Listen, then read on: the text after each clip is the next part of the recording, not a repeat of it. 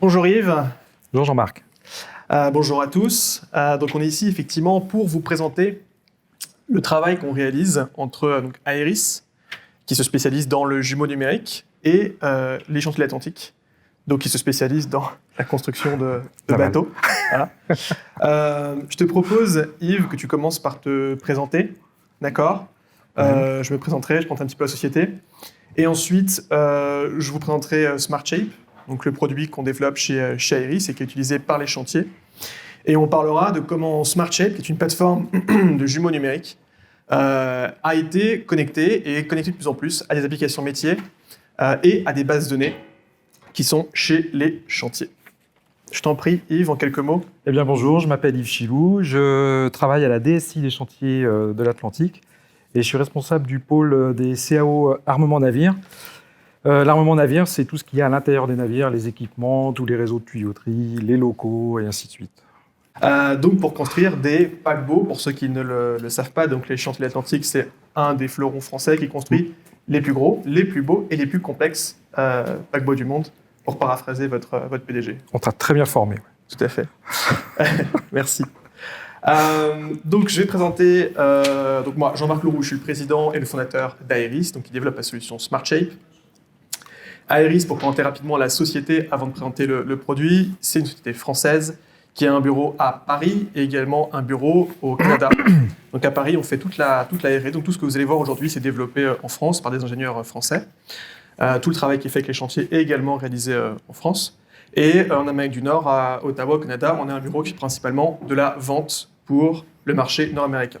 Et donc parmi nos gros clients, on compte par exemple en France les Chantiers Atlantiques. On compte aussi Bureau Veritas ou Suez. Et je pense que vous allez assez rapidement comprendre ce qu'on fait avec ces clients-là. En Amérique du Nord, on travaille principalement avec le gouvernement, donc avec le département de la Défense, donc l'équivalent du ministère de la Défense en France, et le département des Travaux publics. Et donc, société rapidement présentée, je vais vous présenter SmartShape dans les grandes lignes, ce que ça fait, pourquoi on l'a conçu, quelle est notre vision. Et ensuite, je vais vous présenter une vidéo, une interview en fait, où on va pouvoir voir le PDG, Laurent Castin, et le directeur technique, Monsieur Dutrieux, des DSI. chantiers. DSI. DSI, oui, tout à fait. DSI, pour être précis. Donc, SmartShape. SmartShape, c'est une solution pour ce qu'on appelle le jumeau numérique augmenté. En fait, même on parle plutôt aujourd'hui de jumeau numérique programmable, et je vais vous montrer à quoi ça ressemble.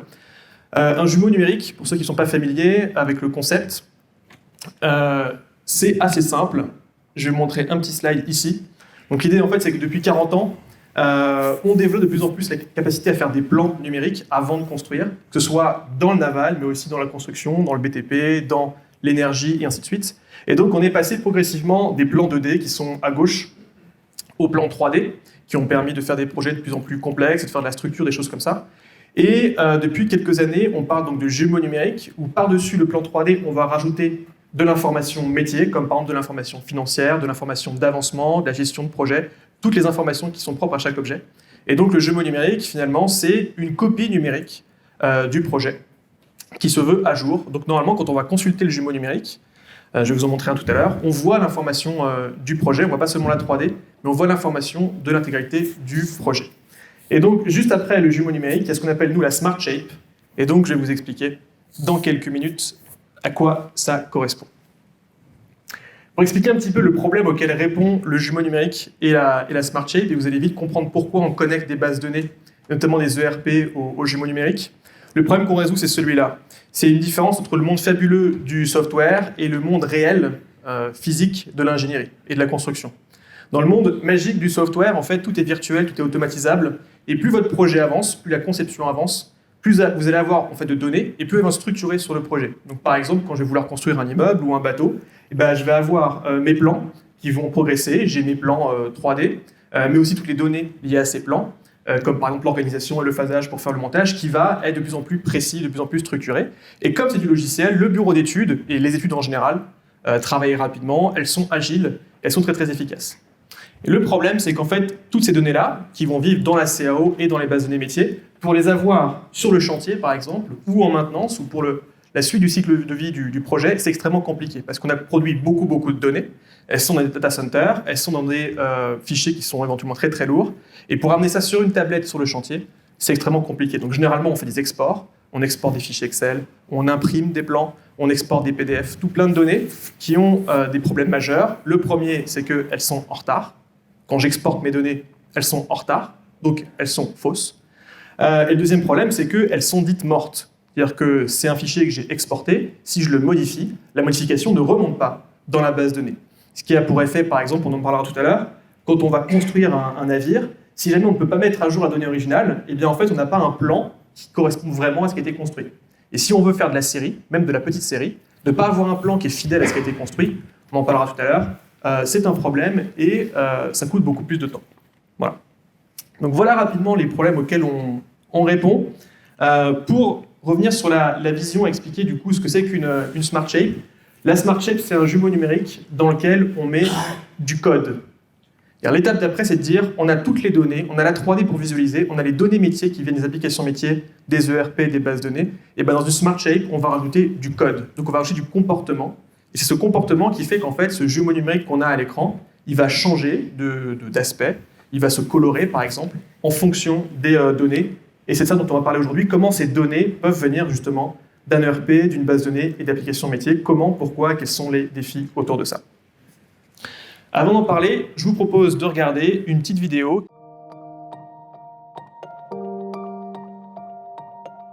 On travaille sur un site qui est très étendu.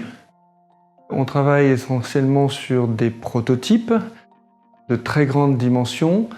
Donc on a un problème de diffusion de l'information et d'utilisation de l'information. Être capable là maintenant tout de suite de dire finalement je vais chercher les informations de CAO, je les rends accessibles sur une tablette, on était foutu de faire ça et on était à des années-lumière d'imaginer que c'était possible. Et il faut s'en souvenir, nous sommes un chantier. Un chantier, ça veut dire que tous les gens ne sont pas à des postes de travail et donc ils ont besoin d'avoir accès à l'information, je dirais, en se déplaçant sur le chantier. Voilà une des raisons qui nous a amené à chercher une digitalisation la plus grande possible et la plus itinérante possible du chantier. C'est dans ce cadre-là qu'on a découvert donc finalement la solution Smart Shape. Avec Smart Shape, on est en train de montrer que finalement, on est capable d'apporter de la valeur aux gens qui construisent des bateaux. On est capable de prendre de l'avance, on est capable de faciliter le boulot, on est capable d'améliorer la qualité du travail, on est capable d'améliorer beaucoup de choses. C'est ce qui est séduisant dans Smart Shape, c'est que finalement tout ça c'est faisable. Nous sommes ici parmi les entreprises qui utilisent les plus grosses maquettes numériques au monde. On construit les plus beaux, les plus gros et les plus complexes paquebots du monde. Et le premier enjeu, c'était de dire, est-ce qu'on est capable de déployer les maquettes des paquebots, qui sont des modèles 3D excessivement lourds, excessivement complexes, dans des conditions où le réseau n'est pas forcément super rapide et où le terminal n'est pas forcément un grand écran de 27 pouces. Et côté production, notre besoin n'est pas du tout d'être dans la conception CAO, mais vraiment la consultation. Du coup, aujourd'hui, Smart Shape nous permet de consulter cette maquette, d'avoir les infos à partir de n'importe quel type de support. On arrive avec juste une tablette, un smartphone ou un ordinateur portable à accéder à la donnée. Un des gros avantages qu'on voit aussi aujourd'hui avec Smart Shape pour nous, selon les stades de montage, on va avoir différents intervenants. Je suis à bord du navire, je vois ma maquette 3D, je pointe du doigt l'objet qui m'intéresse et je dis ça c'est monté et ça va renseigner dans le RP effectivement telle pièce est montée. Là, on a un code couleur qui nous dit tout de suite, voilà, ça a dû être monté par tel stade, ça c'est par un autre. N'importe quelle personne, même non initiée, va avoir la réponse, qui monte quoi et à quel stade. Une des grosses caractéristiques de Smart Shape, c'est que c'est capable de transporter de l'information de manière progressive, un peu en mode streaming. Et ça rendait déjà possible l'accès à la maquette 3D dans des conditions finalement de mobilité. Après, il fallait que ce soit assez simple d'emploi, assez intuitif. On a fait quasiment pas de formation.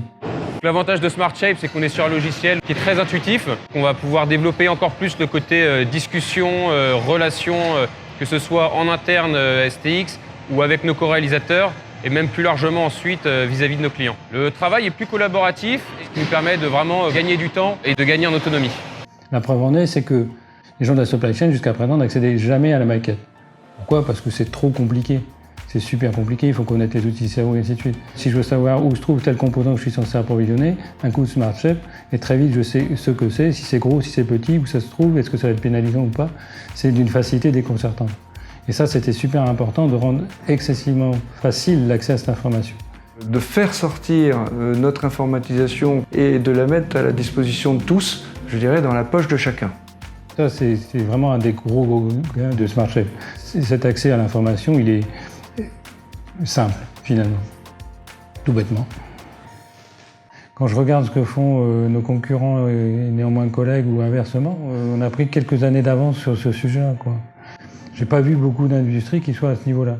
C'est un accélérateur, ce produit. C'est ce qui rend finalement la digitalisation dans le monde de l'ingénierie possible maintenant, là, tout de suite. Donc Yves, on est là pour en discuter ensemble. Donc je vais commencer avec une première question. Est-ce que tu peux nous parler un petit peu des enjeux justement, d'un point de vue industriel pour les chantiers vis-à-vis de ce type de solution? Bien sûr. Donc là, vous l'avez compris, on a une CAO. Vous l'avez compris, on a une CAO et on a un ERP. Et ce qu'on cherche à faire, c'est vraiment profiter au maximum de l'intégration qu'on a mis en œuvre entre ces deux domaines applicatifs-là. Et ça, aux différentes étapes de construction de nos navires. Dès que vous placez dans un schéma en fait, un composant, on va le retrouver dans l'ERP et il va être traité par l'ERP. Ça veut dire qu'en fait, ça nous permet d'anticiper tout ce qui va être les EB de matière. On va pouvoir consolider nos devis de poids, on va pouvoir créer nos bordereaux d'achat, les ordres de fabrication, les ordres de montage. Tout passe par l'ERP. Ok. On a discuté ensemble un petit peu d'ingénierie concurrente. Je ne sais pas si tout le monde sait ce que c'est. Est-ce que tu peux nous expliquer un petit peu ce que c'est l'ingénierie concurrente? Et je crois que tu as un chiffre au chantier. Il y a un chiffre. Ouais, sur ce que représente l'ingénierie concurrente. L'ingénierie concurrente, en fait, c'est contrairement à d'autres industries, on n'a pas deux grandes phases, une d'études, une de fabrication. On commence à fabriquer alors qu'on n'a pas fini les études. Pour illustrer, sur nos navires, en fait, on commence à usiner la coque métallique à 30% d'avancement global des études, quoi. Donc c'est quelque chose d'assez inhabituel. Donc vous commencez à construire la coque, là vous avez 30% des études qui sont faites, quoi. C'est ça, exactement. Et donc, juste pour qu'on ait un ordre d'idée, donc un bateau aujourd'hui construit par les chantiers, c'est environ un immeuble de 32, 33 étages. C'est plus haut que la Tour Eiffel si on les mettait à la verticale. Et D'accord. Ouais, ça commence à faire des jolies bêtes. Et puis on a un défi, nous aussi, en ce moment, et tant mieux, c'est la répétitivité des navires. Et là, on cherche vraiment à construire l'as-built en fait, d'un ou des deux premiers de série pour n'avoir plus que de la construction, on va dire, que du montage. Ouais, donc là, c'est important effectivement d'avoir un plan, après le premier, d'avoir un plan qui est fidèle à ce qui a été construit pour le répéter 3-4 fois de plus. Et alors, au-delà d'un plan, c'est un modèle numérique en fait. Hein, parce que nous, notre métier n'est plus de faire des plans, notre métier est de faire des nomenclatures. On est intégré avec un ERP. Donc les plans, forcément, on les utilise pour monter les bateaux. Mais l'objectif, c'est de faire des baumes, faire de la baume. Ok. Un des défis qu'il y a également, c'est le fait que vous avez plusieurs CAO. Oui. Tu as parlé une CAO, un ERP, mais au final, vous avez plusieurs CAO. Il y a un ERP, mais il y a aussi d'autres applications métiers, d'autres bases de données. Et oui. Donc c'est plus vaste que juste un et un. Tout à fait. On a un historique. On s'appuyait sur un logiciel, enfin des logiciels d'autres éditeurs jusqu'à il y a quelques années. Et là, mais on en reparlera, je crois, tout à l'heure. Nous sommes en train de travailler pour tout rendre visualisable en fait dans SmartShep, ce qui fait que pour l'utilisateur final, Clément, que vous avez vu par exemple sur le chantier, utiliserait SmartShep et ces données CAO qui viennent d'un outil de conception ou de l'autre auraient exactement les mêmes types d'informations. En train de finir ça. Ok. Et du coup, pourquoi avoir choisi SmartShep? Alors, petite histoire. C'est la R&D en fait qui nous a présenté Aeris. Et en fait, on a un des axes de progrès, c'est la mobilité dans l'entreprise. Et donc, on avait plusieurs projets avec l'idée de commencer un petit peu petit. Il fallait qu'on découvre les technologies de développement, sélectionner des devices, des terminaux, les protéger, les rendre industriels. Donc, ça paraît bête, mais chercher des coques qui puissent résister aux éventuels chocs lors du montage ou de la fabrication, c'est pas forcément facile. Parce que quand il y a un trou, ça peut être un trou de 30 étages, quoi, du coup. Voilà, c'est ça. Voilà. Donc le record aujourd'hui, j'ai bonne mémoire, c'est 12 mètres. La tablette tombée de 12 mètres et est sortie intacte. Donc voilà. La protection et la fabrication française. Et donc, nous avons rencontré Aeris, qui nous a montré des modèles 3D. Honnêtement, j'y croyais pas. On ne s'est pas menti dessus. Enfin, moi, j'ai jamais menti là-dessus. Et on a décidé de lancer un POC avec une de nos CAO, la dernière. Et puis, en fait, dès la première livraison, je me suis dit que ça allait certainement le faire parce qu'en fait, comme le disait Laurent Castin, Christophe Dutrieux, on a des modèles vraiment très, très gros. Et après, on est parti sur un projet qui a duré en 4 mois, en fait, entre les spécifications et la mise en production. On a réussi à mettre en œuvre SmartShape au chantier avec une fonctionnalité qui est intéressante pour nous, qui est obligatoire pour nous, c'est ce qu'on nous on appelle le mode déconnecté, à savoir que nos navires sont, comme vous le savez, c'est de l'acier. Donc à l'intérieur, et en deçà d'un certain niveau, il y a plus de réseau, il n'y a plus de GSM, il y a plus, le Wi-Fi n'est pas encore installé, le Wi-Fi armateur n'est pas encore installé. Alors on a développé un mode de ce qu'on appelle le mode déconnecté, et c'est la capacité en fait qu'a SmartShape à prendre en local les scènes, tant graphiques bien sûr que métadonnées, et ainsi on peut travailler au pont zéro en ayant les datas déconnectées du réseau. Effectivement, alors pour donner un ordre de grandeur, ce qui est aujourd'hui géré par les chantiers, c'est un peu plus de 4000 plans qui sont SmartShape, enfin 4000 jumeaux numériques. Ouais. Ça représente un peu plus de 30 millions d'objets et ça représente 300 millions d'attributs métiers. Donc 300 millions d'attributs qui viennent de la CAO ou d'un ERP ou d'une base de données métier. Et alors justement, il y a un projet en particulier d'intégration entre la CAO, SmartShape et une base de données qui a été réalisée, qui s'appelle IGEL pour la partie électrique. Voilà. Est-ce que tu peux nous expliquer un petit peu comment les utilisateurs au chantier, du coup, ils sont impliqués dans ce genre de projet d'intégration? Peut-être parler un petit peu rapidement aussi du projet en lui-même. Oui, le décrire rapidement. Cette application sert à indiquer en mobilité les avancements de nos appareillages électriques. C'est-à-dire que tout, là, on voit ici des détections incendie, un sprinkler, on voit des luminaires. Eh bien, nous, en fait, on doit contrôler les avancements de tous ces objets-là. L'objet doit être posé, l'objet doit être raccordé, l'objet doit être testé, voilà. Et donc, ça s'appuie donc aujourd'hui sur SmartShape pour la partie saisie. Et puis derrière, on a, on va dire une base de données historique dans laquelle on va gérer tous ces avancements de ces objets-là. Donc en fait, ça se présente sous la forme d'un plan 2D finalement, sous SmartShape, un plat. Et puis on va retrouver en fait tous ces appareils électriques qui sont également représentés avec des symbologies suivant leur statut, comme je disais, posé, raccordé, tout ça. On va pouvoir aussi gérer les extrémités des câbles. Donc un câble tout simple de fil, et on va gérer chacune des deux extrémités. Et puis on a un avancement en fait séquencé des remarques aussi. Donc la remarque, ça peut être tout simplement ces montées de travers, voilà, et c'est un exemple de remarque. Ça représente en fait tous ces équipements-là sur des navires de la classe Oasis, nos navires en Y. Là, on est aux alentours de 200 000 comment dirais-je, équipements. 200 000 équipements, Ouais. voilà, pour expliquer. Voilà, avec Voilà. 3-4 du coup informations par équipement, Voilà, ça représente c'est ça. 1 million d'informations Voilà, par navire. exactement. Tout à fait. Du coup, quels sont les gains engendrés par un projet comme IGEL, par une intégration Alors, comme celle qui a été faite ici? Alors, les gains, en fait, on avait cette application sur une ancienne technologie, celle de nos anciennes CAO, et on a profité en fait de demandes d'évolution de cette application-là pour porter l'ensemble en fait l'ensemble dans SmartShape. Les outils de mesure de la rentabilité des gains, de la mobilité, c'est-à-dire d'amener ça à bord, c'est extrêmement compliqué. C'est extrêmement compliqué à calculer, à déterminer, à calculer. Nous, Chantier l'Atlantique, on fait le pari que la mobilité, c'est l'avenir, on fait le pari qu'il faut continuer, donc on le fait. Et on continue à développer la mobilité. Ouais. Donc au final, une base de données existante qui n'a pas du tout été modifiée pour être connectée à SmartShape. Il y a eu une interface donnée qui a été créée entre SmartShape et cette base de données. Au final, je crois d'ailleurs que vous avez pour ambition de faire évoluer cette base de données, oui. Puisqu'il y a un projet que tout soit dans l'ERP. Oui.